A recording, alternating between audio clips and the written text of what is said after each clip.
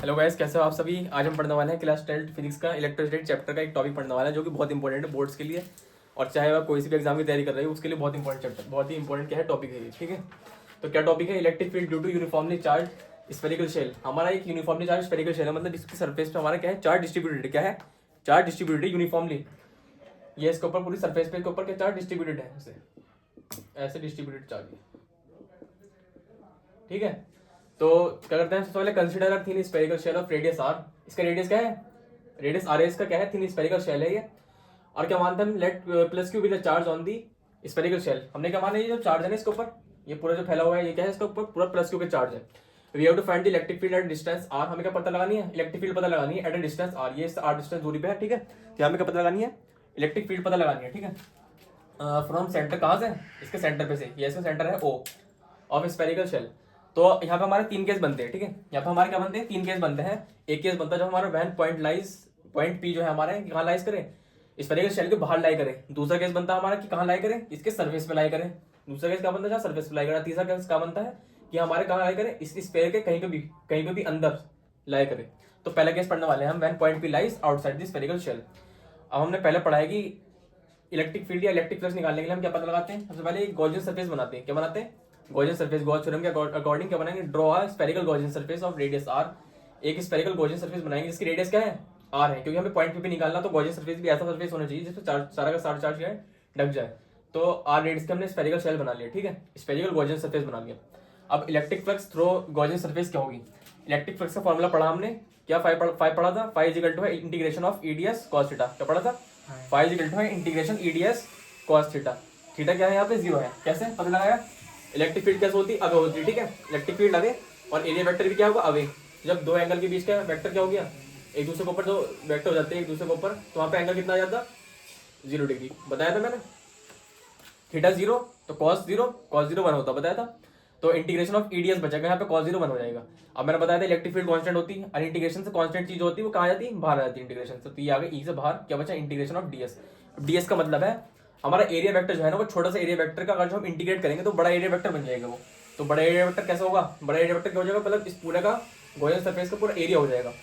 अब स्फीयर का एरिया क्या होता है? स्फीयर का एरिया होता है हमारा 4 पाई r स्क्वायर। क्या होता है स्फीयर का area? 4 pi r square.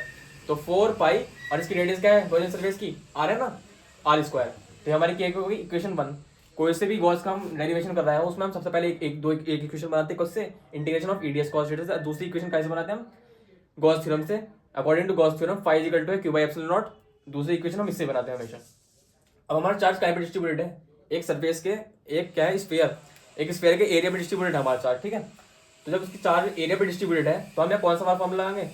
Sigma is equal to है क्यू बाई ए। क्योंकि जब लाइन पे डिस्ट्रीब्यूट होता, जब हमारा चार्ज लाइन पे डिस्ट्रीब्यूट होता तो हम कौन सा फॉर्मूला लगाते हैं? लैम्डा इज इक्वल टू है क्यू बाई एल।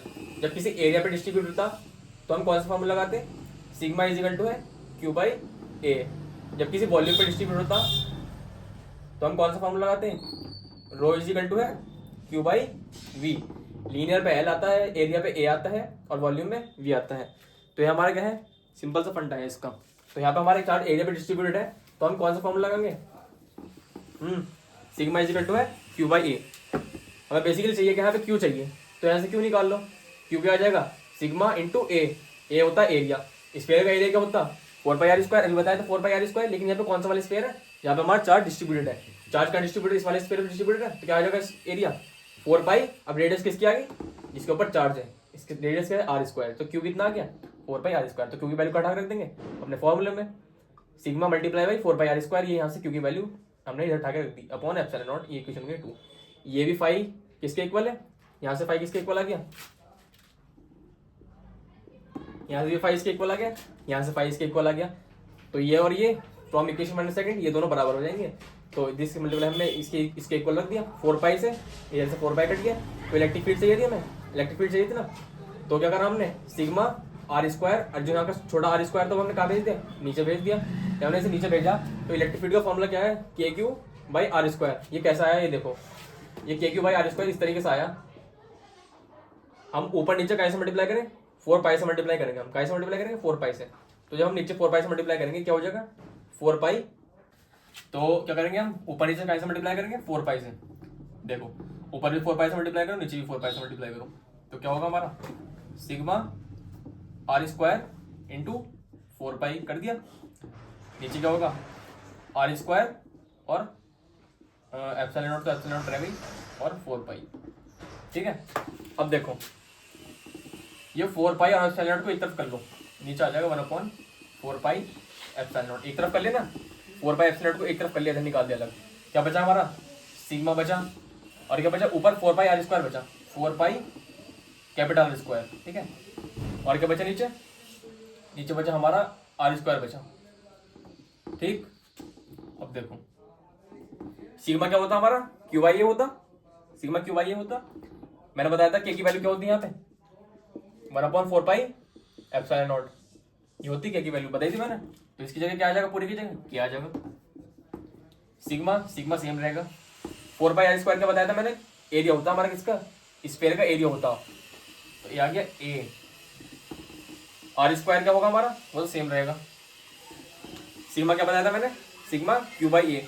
क्या था सिग्मा हटाओ और क्या रख दो क्यू बाई ए से ए कट गया, क्या बचा के क्यू बाई आर स्क्वायर। तो फॉर्मूला क्या है हमारा, ये निकल कर आया फॉर्मूला के क्यू बाई आर स्क्वायर। ठीक है, कट जाएगा वो छोड़। अब क्या हमारा बी पार्ट क्या है, when point P lies on the surface of spherical shell. हमारा सरफेस था ना ये स्फेरिकल शेल था, इधर आगे ये क्या था हमारा स्फेरिकल शेल जो था।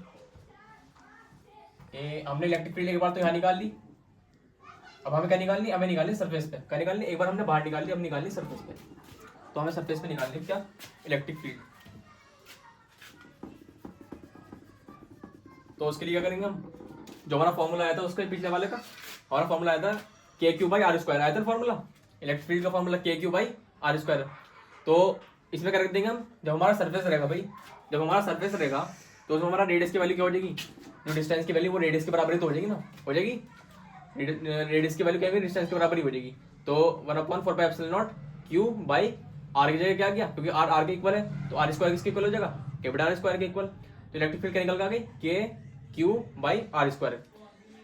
तो इलेक्ट्रिक फील्ड सरफेस पे स्फेरिकल शेल के क्या गई निकल के, इज इक्वल टू के क्यू बाई आर स्क्वायर। और हमारी इक्वेशन बनी थी क्या, पिछले उसमें जो बनी थी हमारी इक्वेशन, इज इक्वल टू है sigma R square by epsilon naught R square. इसमें भी हम क्या कर देंगे, आर आर के इक्वल है तो क्या कर देंगे सिग्मा आर स्क्वायर तो सेम रहेगा, एप्सिलॉन नॉट और आर किसके इक्वल था, आर के। तो हमने आर को क्या रख दिया, आर स्क्वायर, आर की जगह आर रख दिया तो आर स्क्वायर बन गया, आर स्क्वायर से आर स्क्वायर कट गया, तो इलेक्ट्रिक फील्ड क्या गई सिग्मा बाई एप्सिलॉन नॉट। अब आगे हम पॉइंट सी की तरफ थे, तो इसमें क्या कर रहे हैं हम, point P lies on the inside of the spherical shell. अब हमने देख लिया इनसाइड भी देख लिया, वो हमने क्या देख लिया आउटसाइड भी देख लिया, यहाँ देख लिया सरफेस पे भी देख लिया। अब क्या देखेंगे हम, इनसाइड देखेंगे। क्या देखेंगे, इनसाइड देखेंगे। देखो ये हमारा क्या है, स्फेरिकल शेल है, हमें क्या देखना है, इलेक्ट्रिक फील्ड इनसाइड देखनी। तो हमने कोई सी भी जगह पॉइंट मान लिया पी या मान लिया इनसाइड, इनसाइड देखना तो इनसाइड पॉइंट मान लिया। अब मैंने बताया पॉइंट मान के गॉसियन सरफेस बनाते हैं, यहाँ गॉसियन सरफेस बनाया हमने, क्या बनाया गॉसियन सरफेस। तो consider Gaussian surface passing through point P से पास हो रहा Gaussian surface as shown in fig.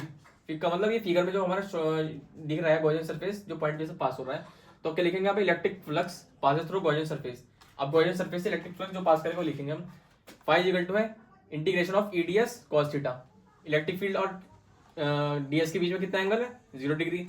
तो फिर से क्या हो जाएगा, फाई आ जाएगा integration of EDS, E constant है, ई फिर से बाहर, E into 4 pi are square, क्योंकि डीएस छोटे छोटे करके अगर जो इंटीग्रेट करेंगे तो हमारा पूरा इसके स्फीयर का, इसके गॉसियन सरफेस के स्फीयर का एरिया बन जाएगा। क्या है, surface area 4 pi are square, first equation. अब according to Gauss theorem, Gauss theorem के अकॉर्डिंग क्या होगा हमारा, फाई इक्वल टू है क्यू बाई एप्सिलॉन नॉट। क्या होगा, फाई इक्वल टू है क्यू बाई एप्सिलॉन नॉट। अब देखो यहाँ पे क्या ट्विस्ट है, ये हमारा गॉसियन सरफेस है, हमारे यहाँ जो क्यू लिखते हैं वो क्यू क्या होता, एनक्लोज चार्ज होता। क्यू का मतलब होता है जो गॉसियन सरफेस के अंदर चार्ज है वो चार्ज होता है। क्यू क्या होता, गॉसियन सरफेस के अंदर चार्ज है वो होता है ये चार्ज क्यू। क्या गॉसियन सरफेस के अंदर कोई सा चार्ज है, ये गॉसियन सरफेस है, इसके अंदर कोई सा चार्ज है, बताओ है चार्ज इसके अंदर, कहाँ है चार्ज इसके अंदर, चार्ज तो इसके बाहर है चार्ज इसके अंदर है या बाहर है, बाहर है, चार्ज इसके बाहर है। तो क्यू क्या हो गया, 0, एनक्लोज का चार्ज क्या हो गया 0। तो यहाँ पे हम क्यू की वैल्यू रख देंगे 0 रख देंगे, तो फाई क्या आ गया 0। इक्वेशन 1 इसके इक्वल है, इक्वेशन 2 इसके इक्वल आ गई, फाई दोनों के इक्वल है। यो इस from equation 1 second this equal to this equal to this, पूरे 4 पाई आर स्क्वायर को उधर भेज देंगे 0 के साइड, तो इलेक्ट्रिक फील्ड क्या आ गई 0।